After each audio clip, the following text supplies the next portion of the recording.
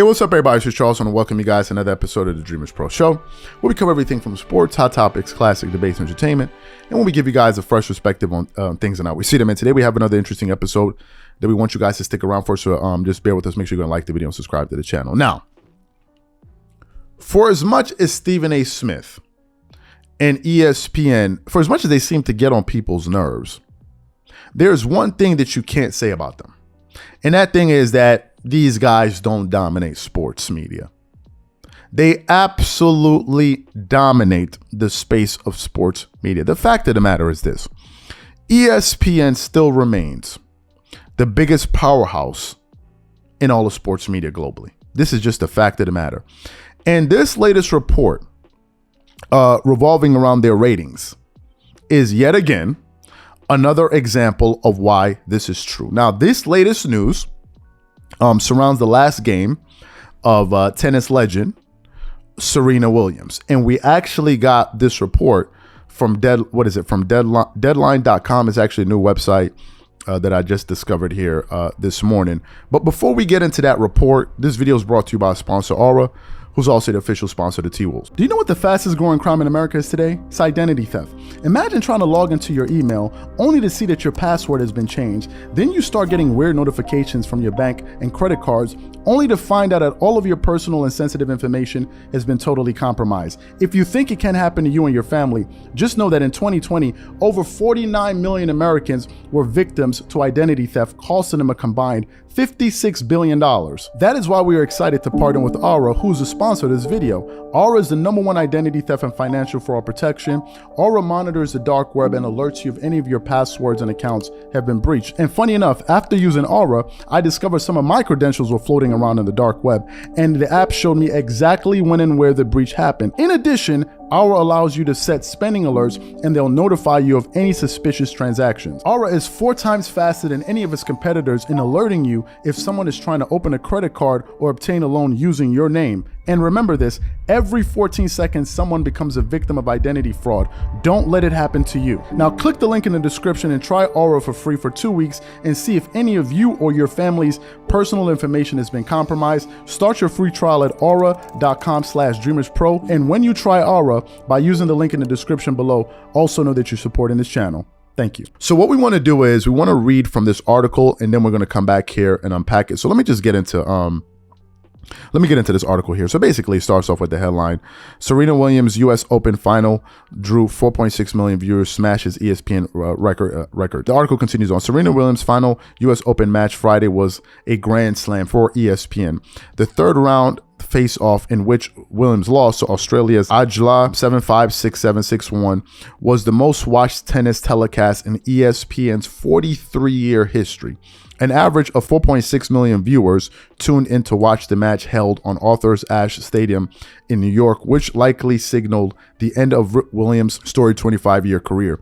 That bested the previous record of 3.9 million for the 2012 Wimbledon's men's championship, when Roger Federer defeated Andy Murray in ESPN's first year with exclusivity and first ball to last ball coverage from London. Continues on. The Williams match averaged 4.8 million viewers from 7:15 to 10:30 p.m.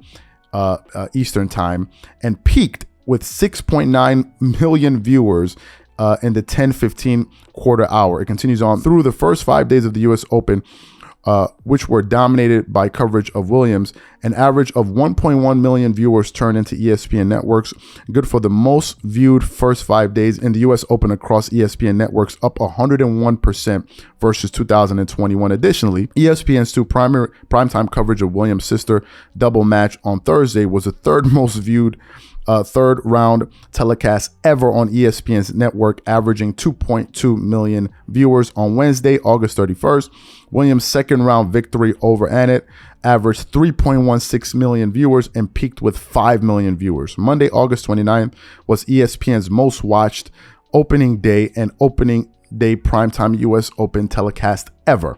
The evening doubleheader averaged 1.7 million, up 279% from 2021 and over 40% higher than the previous high in 2019. The first match in that window, Williams defeated Danka in the first round, averaged 2.7 million viewers. The audience from the entire 12 hour of coverage was ESPN's largest for a US opening day, an average of 840,000 viewers. So y'all heard it. Y'all heard this. Y'all heard the numbers. Here are my thoughts on this. None of this really surprises me, to be quite honest with you. For as much as people complain about ESPN, they still tune in every day. I'll give you guys an example of what I'm talking about. Think about the situation with the fallout between Max Kellerman and Stephen A. Smith. Initially, when Max Kellerman was removed from ESPN First Take, they saw a dip in viewership. Now, the viewership numbers are higher than ever, and the show is back to doing great, right? Because the show, they reinvented themselves. They went for an ensemble cast. They kept things fresh. They talk about a plethora of things, bringing in different people, different personalities, different voices, covering interesting things. And people tune in. You bring in Mad Dog Russo, you bring in JJ Redick, you bring in this guy, you bring in that guy. And right before you know it, they're right back where they are. That's the first thing. The second thing, this is all done by design.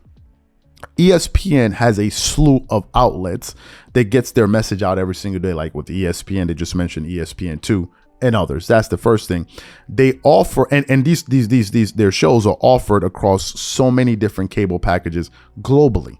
You can get ESPN with a lot of cable providers all over the world, right? I don't know if that's the case for some other sports media networks. And when people tune in to these shows or whatever, to these channels, they know how to keep people watching, right? They do a great job with their coverage of games, how they hype stuff up. If you're an NBA fan, you can see how they do build-ups from like a game for Christmas. They're doing all of the, they do all the commercials, and then when the game starts, the hype with the music, the way they hype up their halftime show. This is part of their pedigree, and it's one of the reasons that these guys, continue to succeed. If you look at their individual suite of shows, they have a lot of shows where they have personalities that they put together that work very well on TV. I'll give you guys some examples of this. Traditionally we think of ESPN First Take.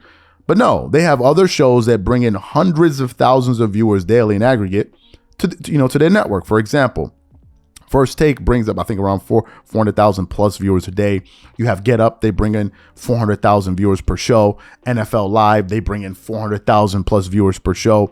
They have Around the Horn, 470,000 viewers per show. You have a PTI, pardon the interruption, 600 plus thousand viewers. So when you combine all of these different things, plus their TV rights to different various sporting events, it's no surprise that they're out here hitting record-breaking numbers. And to be quite honest with you, I don't see this slowing down anytime in the future, right? Unless something unforeseen or something drastic happens, I think they're probably going to remain at the top of this thing for the next 5 to 10 years. I could be wrong, but that's just the way things are trending, right? Because for all of the drama that they've been through, they still somehow, some way find a way to remain at the top of the sports media landscape. So the question to you guys is, what do you think about all of this? Whatever you guys think, leave your thoughts in the comment section, and we catch y'all on the next episode.